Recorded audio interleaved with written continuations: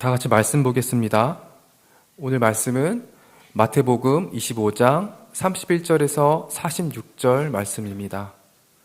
마태복음 25장 31절에서 46절 말씀 다 같이 봉독하시겠습니다.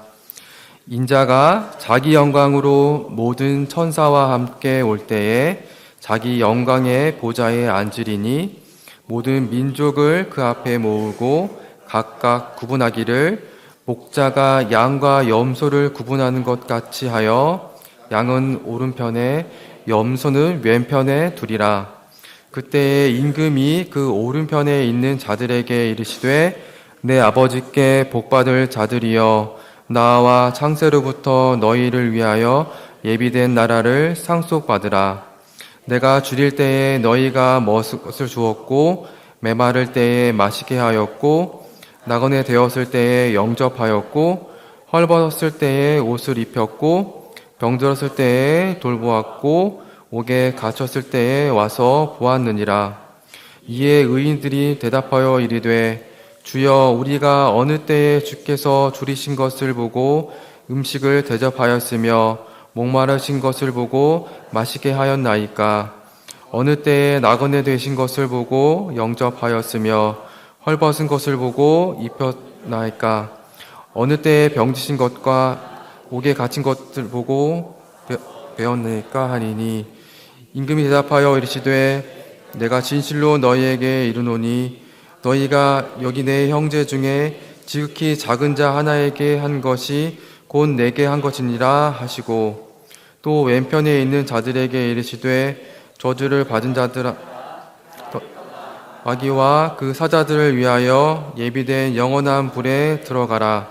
내가 줄일 때에 너희가 먹을 것을 주지 아니하였고 목마를 때에 마시게 하지 아니하였고 나그네 되었을 때에 영접하지 아니하였고 헐벗었을 때에 옷 입히지 아니하였고 병들었을 때와 옥에 갇혔을 때에 돌보지 아니하였느니라 하시니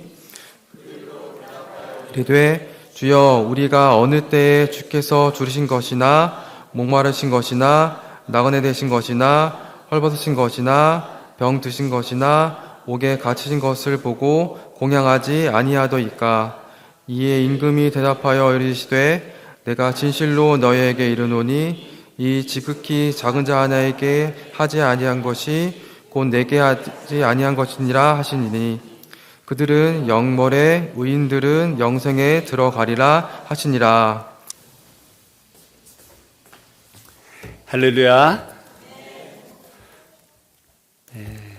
오늘은 교회학교 임명 및 헌신 예배를 드리는데 우리 어린이부 특송하고 청년부 특송까지 은혜로운 찬양 너무나 감사합니다. 우리 교회학교를 위해서 늘 기도해 주시기를 바랍니다. 네, 말씀 잠깐 전할게요. 오늘 이 본문의 말씀 가지고 내 눈을 열어 주님을 보게 하소서라는 제목으로 우리 말씀 전하겠습니다. 우리 옆분들하고 좀 인사할까요? 사랑합니다.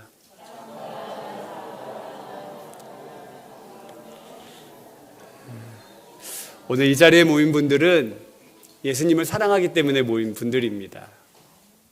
그러나 또한 우리가 반드시 기억해야 할 것은 주님은 우리를 너무나 사랑하시지만 또한 주님은 이 세상의 주인으로서 왕으로서 하늘 영광의 보좌에 앉으셔서 세상 모든 민족들과 열방들 그 사람들을 판결하시는 분이세요. 심판하시는 분이십니다.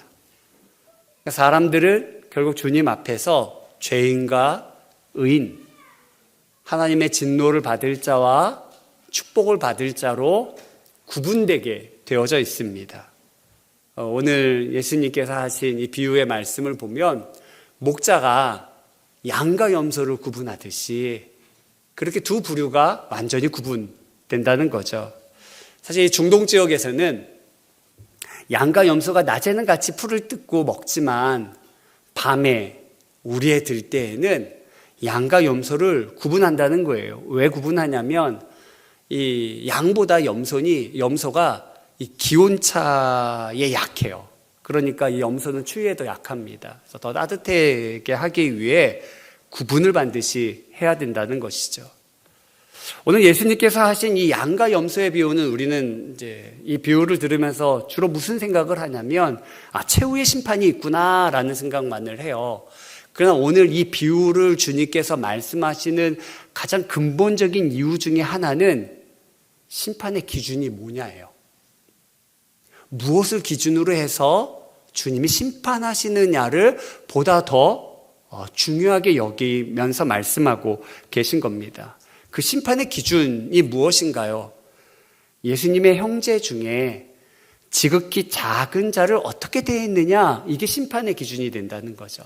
착하게 살았느냐 악하게 살았느냐, 이것보다도 진정 심판의 기준은 내 형제 중에 지극히 작은 자를 너 어떻게 대했니, 이게 바로 심판의 기준이 된다는 거죠. 그럼 예수님의 형제는 누구를 말하는 걸까요? 이미 2000년 전에 있었던 예수님의 형제들을 얘기하는 건가요? 그건 아닐 것입니다. 마태복음 12장 50절에 보면 예수님의 어머니 마리아와 그리고 그 친동생들이죠. 친동생들이 예수님을 찾아왔어요. 찾아온 이유는 좀 말리려고 찾아온 거죠. 근데 예수님께서 그때 그 모여있던 제자들을 향해서 이런 말씀을 하셨거든요. 마태복음 12장 50절 말씀, 우리 같이 한번 읽어보실까요? 우리 함께 읽겠습니다. 누구든지 하늘에 계신 내 아버지의 뜻대로 하는 자가 내 형제요 자매요 어머니이니라. 네, 지금 누가 찾아왔다고요? 예수님의 어머니 마리아, 그 친동생들이 찾아왔는데, 예수님이 그들이 찾아왔을 때 무슨 얘기를 하냐면 제자들에게 저 혈연적 가족이 진짜 내 가족이기보다는 진짜 내 가족은, 예수님의 가족은 하늘 아버지의 뜻대로 하는 사람이다 라는 얘기를 하신 거죠. 즉 하늘 아버지의 뜻대로 사는 사람이라고 하는 말은 하늘 아버지의 뜻대로 보냄받으신 예수님, 메시아 예수님을 따르는 사람이, 즉 예수님을 믿는 사람이 곧 예수님의 형제요 자매요 그리고 가족이 되는 것입니다. 그러니 이 비유, 지금 예수님께서 하신 이 양과 염소의 비유에서 그 심판의 기준이라고 하는 것은 바로 예수님께서 가족으로 여기는 사람들, 바로 저와 여러분들이 되겠죠. 가족으로 여기는 사람들을 어떻게 대하는가에 따라서 심판이 결정된다는 거예요.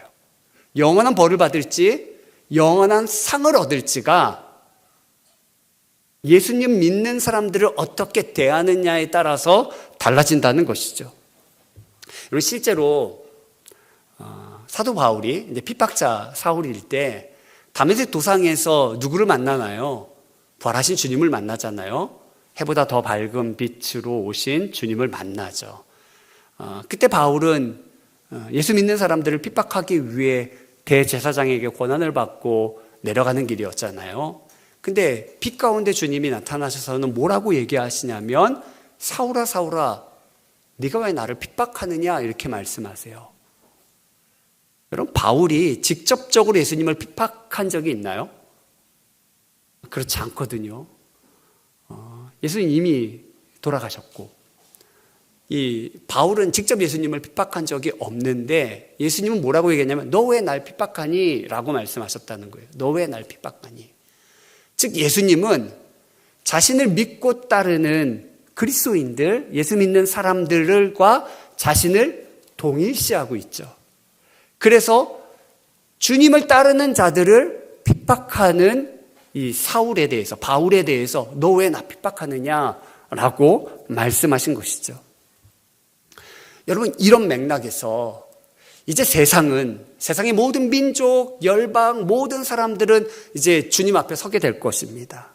다 심판을 받게 될 텐데 그때의 기준은 바로 무엇이냐면 예수님을 중심으로 완전히 재편된 새 이스라엘, 새 하나님의 백성, 즉 예수님을 따르는 형제들, 그 가족들을 어떻게 대했느냐에 따라서 심판이 결정된다는 거죠. 그래서 예수님은 어찌 보면 예수님의 가족인 저와 여러분들을 세상에 보내세요. 왜 세상에 보내시냐면 세상에 보냄으로 말미암아 세상에게 예수님이 어떠하신지, 세상이 예수님을 어떻게 대하고 있는지, 세상이 하나님을 어떻게 대하고 있는지를 드러내고 있는 거죠. 그러니까 우리가 이 비유는 단순히 최후의 심판, 예수님 다시 오실 재림 때 이루어질 심판만을 얘기하는 게 아니라 그 심판은 지금 어디서부터 시작되냐면 예수님을 믿고 따르는 사람들을 너 어떻게 대하고 있니? 여기서부터 우리의 심판이 시작되고 있는 겁니다. 양과 염소가 구분되고 있는 것입니다. 그래서 예수님은 제자들을 세상에 보내시면서 내가 너희를 보냄이 양을 이리 가운데 보낸 것 같다 이렇게 말씀하셨거든요. 양을 이리 가운데 보내는 것은 안전한가요? 위험한 거죠. 근데 예수님은 위험할지라도 내 가족, 내 형제, 내 자매를 내가 이 세상 가운데 그 위험한 곳으로 이리 가운데로 보낸다는 거예요. 왜 보내느냐? 세상이 알아야 하기 때문입니다. 그들을 대하는 태도에 의해서 구원이 결정되는데 그들을 대하는 태도 자체가 바로 그들이 지금 어떤 상태에 있는지를 드러내준다는 거죠. 그들이 정말 예수님을 어떻게 대하고 있는지, 그들이 정말 하나님을 어떻게 대하고 있는지를 드러내고 있는 것입니다. 이건 우리에게도 마찬가지입니다. 우리도 지금 아마 주님을 함부로 대하는 사람은 없을 거예요. 그렇죠? 그러나 여러분 옆에를 보세요. 옆분들을 보십시오. 네. 여기 오늘 아이들 너무나 이뻐요. 네, 찬양하는데 그러나 또 말 안 들으면 어떻게 되나요? 네, 난리가 나겠죠. 아마 이 교회 안에서는 보여주지 않는 모습들을 우리 부모님들이 보여주실 수도 있습니다. 그죠? 우리 곁에 있는 예수님을 믿고 따르는 사람들, 또 청년들, 아직은 삶에 정확한 질서가 잡혀 있지 않을 거예요. 물론 꿈과 비전을 가지고 자라가고 있는 중이지만, 몸은 다 컸지만, 그런 부모님들의 입장에서는 좀 더 빨리 정신을 차리면 좀 좋을 텐데, 아마 이런 마음을 가질 수도 있을 것입니다. 또 나이가 많으신 분들, 나이가 많이 들어가시면서 점차 약해져가는 부분들이 있으시죠. 건강을 잃어가기도 하시고 또 여러모로 약해져 가는데 여러분들 그분들을 어떻게 대하시는가? 이것이 바로 여러분들이 예수님을 어떻게 대하시는가, 여러분들이 하나님을 어떻게 대하시는가를 결정하고 있다는 것입니다.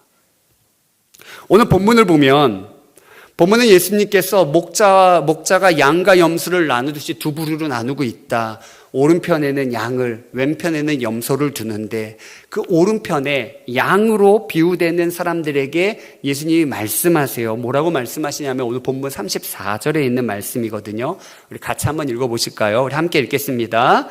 그때 임금이 그 오른편에 있는 자들에게 이르시되 내 아버지께 복받을 자들이여, 나와 창세로부터 너희를 위하여 예비된 나라를 상속받으라. 아멘. 이 헬라어 원문으로 보면 오라라는 말로 나와요. 오라. 내게 와라는 거죠. 예수님 와라. 내 아버지께 복을 받은 자들이여 와라.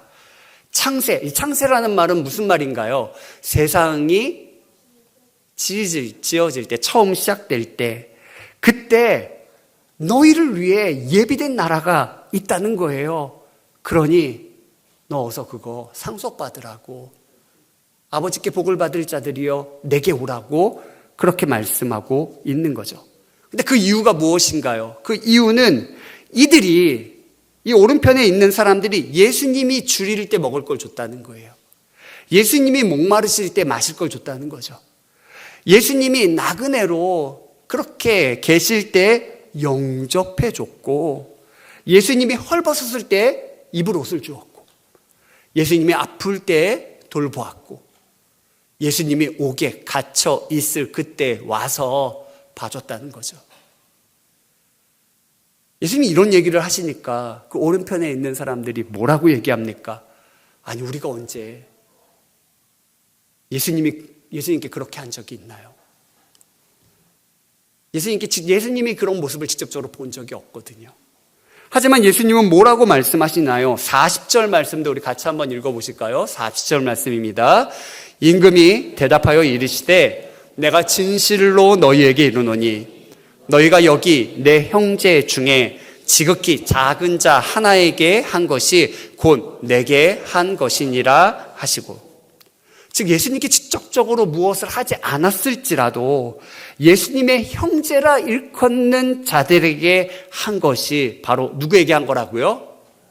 예수님께 한 것이라 라고 말씀한 거죠. 여러분, 우리는 이 말씀을 진지하게 들어야 합니다. 다시 한번 옆분들을 좀 보실까요? 그냥 우리의 육신의 눈으로만 볼 게 아니라 저분들 가운데 계신 주님을 여러분들 볼 수 있으셔야 돼요. 주님이 저분들과 당신을 동일시하시거든요. 아이들이라고 함부로 대할 수도 없고요. 아직 청년들 잘 갖추어지지 않았다고 막리하게 할 수도 없고요. 나이가 드셔서 연약해지시는 어른들에 대해서도 마찬가지입니다. 우리가 그분들을 어떻게 대하는지에 따라서 우리가 예수님을 어떻게 대하는지, 하나님을 어떻게 대하고 있는지가 결정되고 있는 것입니다. 그러니 화난다고 막 말을 함부로 하면 될까요? 안 될까요? 안 되겠죠. 오늘 본문에 보면 오른편에 있는 자들과 마찬가지로 왼편에 있는 염소와 같은 사람들에게도 예수님은 같은 맥락으로 말씀하시는데 결과는 정반대가 되죠. 간단히 말하면 너희들 내가 힘들 때 도와주지 않았어 라고 말씀하시는 거예요. 이에 그들 또한 반발하죠. 아니, 우리가 언제 예수님이 그런 걸 본 적이 있습니까? 그렇게 얘기하죠. 그때 예수님은 오른편에 있던 사람들에게 하셨던 말씀과 동일한 말씀을 하고 계십니다. 45절도 우리 다 같이 한번 읽어보실게요. 이에 임금이 대답하여 이르시되 내가 진실로 너희에게 이르노니 이 지극히 작은 자 하나에게 하지 아니한 것이 곧 내게 하지 아니한 것이니라 하시리니, 우리는 결코 예수님을 함부로 대하는 일이 없다고 생각하지만 많은 경우 우리는 예수님을 알아보지 못하기 때문에 예수님을 함부로 대하는 경우들이 많을 수밖에 없습니다. 지금은 이제 교회력 1년을 이제 교회 예수님을 묵상하며 보내는 날짜로서 이렇게 보내는데, 그중 지금이 이제 주현절이라고 해요. 이 주현절은 예수님 자신을 나타내 보여주는 시기를 얘기하는 거거든요. 그러니까 예수님께서 공생애 때 요단강에서 이제 세례를 받으시면서 자신을 드러내시기 시작하셨어요. 그래서 세례 요한 같은 경우도 예수님이 그 세례 받으실 때 예수님을 알아보고 증언하죠. 보라, 세상 죄를 지고 가는 하나님의 어린 양이로다 라고 외쳤고요. 그리고 나와는 비교할 수 없는 분, 나는 물로 세례를 주지만 이분은 바로 성령으로 불로 세례를 주시는 분이시다, 이렇게 얘기를 하죠. 또 그뿐 아니라 친히 성령님께서 그곳에 임하시면서 비둘기같이 임하시면서 하늘로부터 음성이 울려 퍼지죠. 이는 내 사랑하는 아들이요 내 기뻐하는 자라. 즉 예수님이 자신을 드러내기 시작하세요. 근데 안타깝게도 세상은 그렇게 자신을 드러내시는 예수님을 알아보나요? 잘 알아보지 못하나요? 잘 알아보지 못해요. 오히려 나사렛 그 시골 동네에서 무슨 선한 것이 날 수 있겠어, 함부로 얘기하고 함부로 대할 뿐이죠. 결국 그토록 예수님께서 공생의 기간 동안 표적도 행하시고 말씀도 전하시면서 자신을 수없이 드러내시는데도 불구하고 그들은 예수님을 알아보지 못하고 결국 이방인의 손에 넘겨서 십자가에 죽게 만들고 말죠.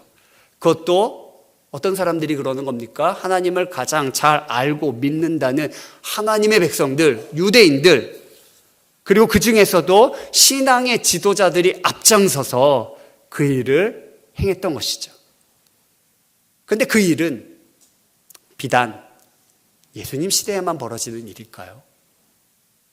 지금 우리의 시대에도 벌어지고 있는 일이라는 것이죠. 왜 그런가요? 우리 성경을 보면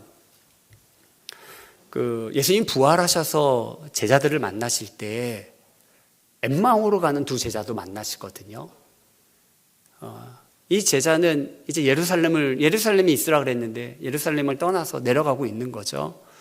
그런데 부활하신 예수님이 그들과 만나서 대화도 하고 얘기도 하면서 같이 내려가시는 거예요.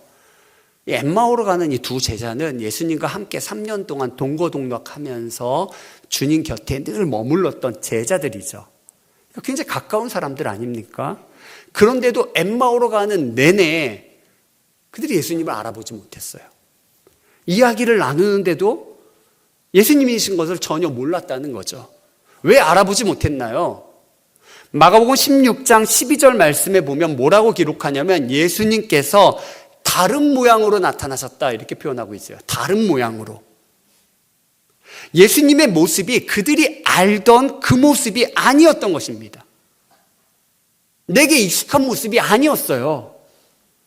다른 모습으로 나타나셨다는 거죠. 이것은 우리에게 아주 중요한 것을 가르쳐주고 있는 것입니다. 예수님께서 우리 곁에 다가오실 때 내가 기대하는 대로, 내게 익숙한 대로 다가오시는 게 아니라는 거예요. 다른 모습으로. 내가 기대하지 못하는 모습, 전혀 알아보지 못하는 모습으로 오실 수 있다는 거죠. 그러니 우리는 우리의 생각을 깨고 다른 모습으로 찾아오실지라도 예수님을 발견할 수 있는 그런 안목이 열려야 됩니다.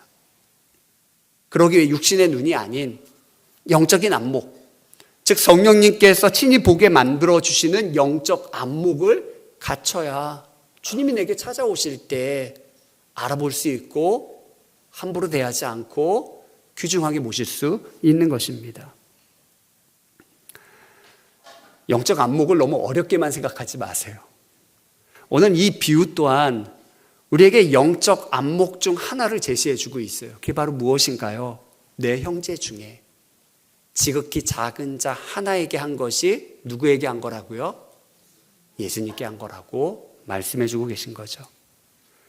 사실 우리는 육신의 안목만을 가지고 살아가는 경우가 많습니다. 그래서 생각 밖에 여러 육신에 속한 편견들, 그로 말미암는 차별을 하면서 우리는 살아가요. 나는 그렇지 않아 하실 분 있으신가요? 나는 전혀 편견이 없어요. 나는 항상 제대로 판단하면서 그렇게 살아요. 누구도 자신할 수 없을 것입니다. 다 자신만의 틀이 있고요. 다 자기 생각이 있으세요.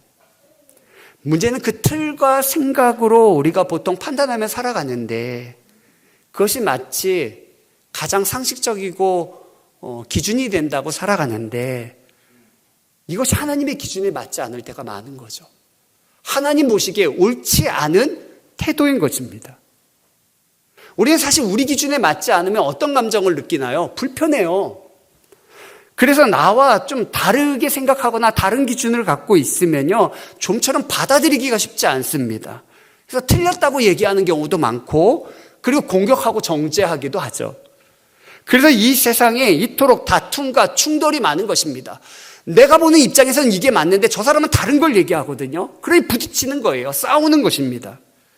자기 생각이 옳다고 주장하기 때문에 벌어지는 일인데 그것은 하나님의 기준에 대해서 우리가 깊이 생각하지 못하기 때문에 벌어지는 일인 경우가 많아요. 미국 LA에 가면 저도 못 가봤어요. 관용박물관이라고 하는 곳이 있대요. 유대인 랍비들에 의해서 운영되는 곳인데 오늘날에 이르기까지 세계 곳곳에서 일어났던 각종 증오 범죄, 차별의 역사를 가득 담고 있어요. 그러니까 독일 나치, 홀로코스트 같은 경우가 많이 담겨 있죠. 그런데 이 박물관에 입장하려면 나란히 서 있는 두 개의 문이 있대요.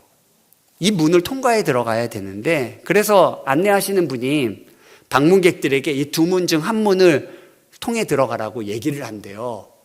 근데 이 두 문에는 각기 그 문이 어떤 문인지를 이렇게 적혀 있어요. 한쪽 문은 편견을 가진 자가 들어가는 문이에요. 다른 쪽 문은 편견이 없는 자가 들어가는 문입니다. 그런 사람들이 주로 어느 쪽 문으로 들어가고 싶을까요? 나는 편견이 없는 쪽으로 들어가고 그쪽으로 들어가고 싶어서 문을 열려고 하는데 그 문은 정작 열리지 않는 닫힌 문이라는 거예요. 그래서 결국 박물관에 들어가려면 어느 문으로 들어가야 돼요? 편견을 가진 자가 들어가는 문으로 들어갈 수밖에 없는 거죠. 결국 그 문을 통과해 들어가면서 누구도 편견에서 자유롭지 못하다는 것을 깨닫게 되는 것이죠. 1994년 4월 7일 르완다에서 엄청난 대학살이 벌어졌어요. 100일간 사륙이 이어졌는데 원래 이제 르완다는 벨기에의 식민 통치를 받았거든요. 근데 그 식민 통치를 받던 시절부터 이제 깊어진 문제가 터져서 이제 벌어진 일인데, 거기에 이제 후투족하고 투치족이 서로 갈등하는 거예요. 근데 이 르완다 전체 인구에 비하면 이 투치족이 적어요. 한 14%에 불과하고요. 반면에 그 후투족이 대다수죠. 한 85%를 차지하고 있는데 이 벨기에가 식민 통치를 하면서 누구를 우대했냐면 그 적은 이 투치족을 우대하고 오히려 많은 후투족은 차별하는 정책을 펼쳤던 거예요. 그러다가 1962년 이 벨기에로부터 이 루안다가 독립하거든요. 근데 독립하자 다수였던 이 후투족이 쿠데타를 일으켜서 정권을 잡았습니다. 그런 다음 어떻게 했을까요? 복수를 벌인 거죠. 자기가 식민 시절 억압받았던 그 분노를 표출하면서 나도 당한 대로 갚아주겠다고 이 투치족을 탄압하기 시작했어요. 그러면서 소규모 이 내전과 갈등이 계속 이어졌던 것이죠.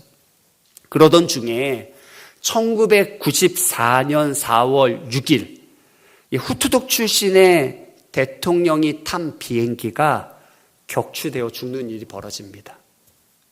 그러니까 정부는 이제 뭐라고 얘기하냐면 이거는 투치족 소행이라 그렇게 주장하면서 바로 다음 날 대학살이 시작된 거예요.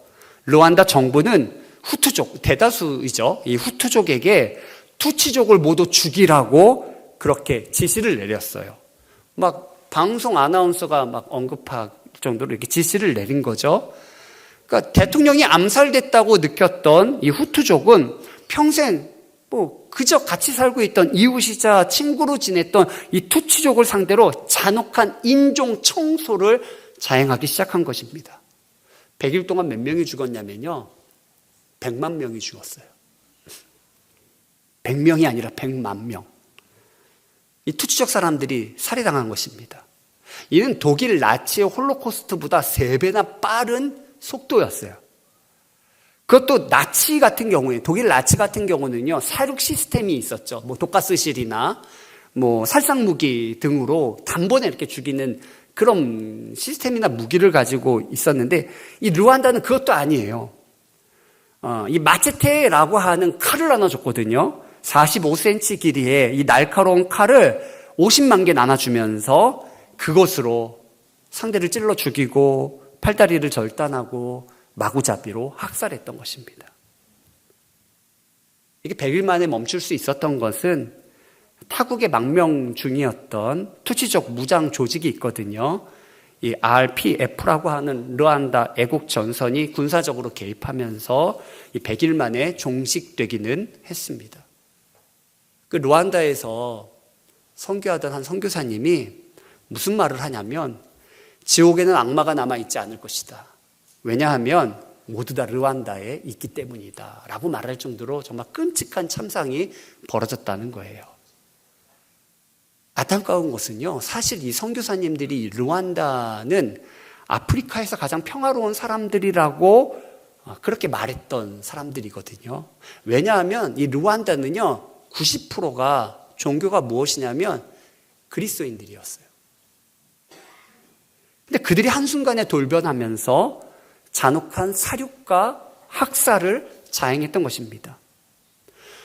여러분 기억하십시오. 내가 예수 믿는다고 하면서 그리스도인이라고 하면서 하나님의 영을 가지고 있지 못한 사람들이 여전히 내 편견과 차별을 하고 사는 사람들은요, 가장 쉽게 원수의 희생물이 될 수 있음을 기억해야 합니다. 여러분 1, 2차 세계대전의 주범이 독일이잖아요. 근데 이 독일 같은 경우도 기독교 국가임을 자처하던 나라예요. 그래서 이제 신학교에 보통 가면요, 이 성서 언어가 있어요. 신약이 헬라어로 쓰여 있고 구약이 히브리어로 써 있는데요. 이게 이제 필수 언어를 해야 되고요. 교양 필수도 있어요. 그 교양 필수로 배우는 언어가 바로 뭐냐면 독일어예요. 왜냐하면 이 신학 역사에서 이 독일 신학이 굉장히 중요하기 때문에 그러합니다. 루터도 종교개혁을 했는데 어느 나라 사람이에요? 독일 사람이거든요. 그래서 독일어를 1년간 배워요. 그만큼 독일이 기독교 역사에서는 굉장히 중요하거든요. 근데 그런 독일이 엄청난 만행을 저지르고 무수한 유대인들을 학살했던 것이죠. 이 히틀러의 나치 정권은요, 지상의 천년 왕국을 만들기 위해 자신들이 이제 신성 로마 제국, 로마가 기독교 국가가 되잖아요.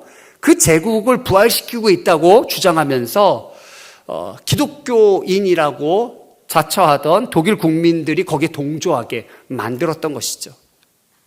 자기 생각이 너무 옳다고 한쪽으로 치우치게 되면 오히려 원수의 희생물이 될 수 있다는 것을 꼭 기억하시기를 바랍니다. 지금은 이제 미국 얼바인에서 목회하는 이제 홍신일 목사님이라고 있어요. 어렸을 때 이제 저랑 같이 자라났던, 저보다 이제 몇 살 아래이긴 한데, 근데 그 목사님이 어렸을 때 그 은혜 받고 본 환상의 내용에 제가 좀 기억하는 게 있어요. 그 환상 중에 뭘 봤냐면, 그 원수, 사단이 공 같은 것을 이 지구, 이 지상으로 던진다는 거예요. 근데 그 지상에 수많은 교회들이 있는데 이 공에 맞으면 교회가 부서진대요. 지붕이 뻥뻥 뚫리면서 막 부서진다는 거죠. 그래서 이 원수가 던지는 공에 막 교회들이 계속 부서져 나가는 거예요. 그렇게 많이 부서져 나가는데, 근데 그 중에서 적지만 정말 좋은 교회들은요, 이 원수가 던지는 공에 지붕이 뚫리는 것이 아니라 오히려 그 공이 튕겨져 나가고 만다는 거죠. 여러분, 원수가 여러분들에게 나쁜 생각을 집어넣을 때 그걸 툭툭 털어낼 수 있게 되기를 간절히 축원합니다. 우리는 자신의 쌓아온 경험과 생각들이 있기 때문에 거기에 비추어 나는 바르게 판단하고 있다고 생각하고 살아가기가 쉬워요. 하지만 우리는요, 아주 작은 부분만 경험하고 이해할 뿐입니다. 그냥 각자의 입장에서 조금 볼 뿐이죠. 코끼리 다리를 보는 것처럼, 한 부분을 보는 것처럼 그와 같은 것이죠. 그러니 내 생각이라는 좁은 울타리에 갇혀있지 말고 모든 것을 다 보시고 그 뜻을 온전히 이루어 가시는 하나님 앞에 우리는 겸손해야 되고요. 주님 앞에 무릎 꿇어야 되고요. 주님을 바라보며 그 뜻에 우리가 순응할 수 있는 사람들이 되어야 될 줄 믿습니다. 성경 인물 중 요셉을 한번 보세요. 요셉을 보면 요셉 개인의 입장에서는 그는 어떤 일을 당했나요? 형들이 자기를 죽이려고 하고 갖다 팔았어요. 형들이 그런 거죠. 얼마나 비참한 신세입니까? 근데 후에 요셉은요, 이 일을 하나님의 시각으로 보면서 무슨 이야기를 하나요? 이것은 당신들이 날 판 것이 아니라 하나님께서 많은 생명을 구원하시고자 하신 일이라고 얘기하죠. 그러니 두려워하지 말라고, 걱정하지 말라고, 내가 당신들을 다 양육하겠다고 그렇게 얘기하죠. 그가 옥에 갇힌 것도 마찬가지입니다. 요셉 개인의 입장으로는 어떤 일이에요? 억울하게 누명을 쓰고 옥에 갇힌 것 아닙니까? 그런데 그것이 하나님의 시각으로 보면 이 요셉을 초속 승진시키기 위해 하나님이 친히 마련하신 자리가 되는 것이죠. 왜 하나님께서는 당신의 택하신 백성 아브라함의 후손들을 바로 축복하지 않으시고, 아브라함에게 말씀하시잖아요. 내 후손들이 400년 동안 이방 땅에서 종살이 할 것 얘기하시죠. 왜 400년 동안 나그네처럼 이방 땅에서 살면서 종살이를 하게 만드셨을까? 그걸 허락하셨을까? 하나님께서 그것을 허락하신 이유는 후에 그들이 그것을 먼저 경험하면서 그들 가운데 있는 나그네들, 갇힌 자들을 보면서 그들 안에도 긍휼히 여기는 마음, 하나님의 마음을 가지게 만드시기 위해 그 일을 행하신 거죠. 그것은 하나님께서 아브라함의 민족만 택하시기 위함이 아니라, 아브라함의 민족만 구원하시기 위함이 아니라, 그들로 말미암아 온 세상이 하나님의 긍휼을 경험하고 하나님을 듣고 배우면서 하나님 경외하게 만들어서 온 세상을 바로 세우려고 하는 하나님의 큰 뜻과 계획이었던 거죠. 그러니 이스라엘이 이 아브라함의 후손의 아주 좁은 생각으로는 왜 난 하나님의 택한 백성인데 왜 이런 일을 당하지? 라고 하는데, 하나님의 넓은 시각으로는 온 세상을 다 구원하실 뿐만 아니라 아브라함의 후손들, 그 믿음의 사람들을 귀하게 사용하시는 하나님의 놀라운 뜻과 사명이 그들에게 주어져 있는 것이죠. 참 안타까운 것은 지금의 교회는 그 사명을 감당하고 있나요? 예수님이 말씀하신 것처럼 만민의 기도하는 집, 만민의 기도하는 집이 되고 있나요? 만민이 아니라 우리들만의 교회, 자신들만의 교회가 되고 있는 것은 아닌가요? 적당히 우리만의 생각으로 편견과 여전히 차별을 하며 살고 있는 것은 아닙니까? 저는 사실 교회에서 제가 설교하는 것보다 속회 같은 소그룹이 참 중요하다고 생각합니다. 왜냐하면 이 목사의 설교는요, 회중과 좀 거리가 있어요. 물론 하나님에 대해 중요한 메시지들을 선포하지만 정작 성도님들의 삶과 현실에 하나님이 가까이 찾아가시는 방법은요, 제 설교보다도 여러분들 가까이 마주대하고 있는 성도님들의 삶과 현실들을 보면서 발견되는 경우들이 많아요. 서로 다르기 때문에 때로는 부딪히고 깨지는 일도 생깁니다. 평화롭게만 지내지는 않을 거예요. 서로 다르기 때문이죠. 그러나 하나님 안에서 서로 깨지고 부딪히면서 서로 용납하고 이해하고 사랑하면서 하나가 되어져 가는 거죠. 그러면서 진짜 하나님을 배우는 거고요. 그것이 진정한 교회가 되는 것입니다. 오늘 저와 여러분들이 이 하나님을 점점 배워가게 되기를 바랍니다. 다른 모습으로 찾아오실지라도 그분을 함부로 대하는 일이 없도록 그분을 알아보시고 귀하게 섬기시고 사랑하며 또 그분 안에 거할 수 있게 되기를 간절히 축원합니다. 그래서 예수님께서 너 정말 잘했다. 너 어서 내게 오라. 널 위해 이 세상 만들기 전부터 예배해 놓은 그 나라 너 상속받아야 된다. 그렇게 하나님의 복을 누릴 수 있는 저와 여러분들 되기를 간절히 축원합니다. 이것은 장차 먼 미래에 일어날 일이 아니에요. 지금 주님께서 영광의 보좌에 앉으셔서 보고 계신 거예요. 내 형제, 내 가족 중 지극히 작은 자를 우리가 어떻게 대하고 있는지를 보고 계신 거죠. 그러니 여러분들 그 사람들 한 사람 한 사람 소중히 여길 수 있게 되기를 바랍니다. 옆분들 한번 보세요. 그분 안에 주님이 보이시나요? 겉으로 드러난 부족한 모습이나 좀 여러분들 마음에 안 드는 모습만 보이고 있는 것은 아닌가요? 그 안에 계신 주님을 발견할 수 있게 되기를 바라고요. 그리고 귀하게 섬기시기를 바랍니다. 사랑하시기를 바라고요. 그로 말미암아 주님의 사랑을 듬뿍 누리게 되는 저와 여러분들 되기를 간절히 축원합니다. 네.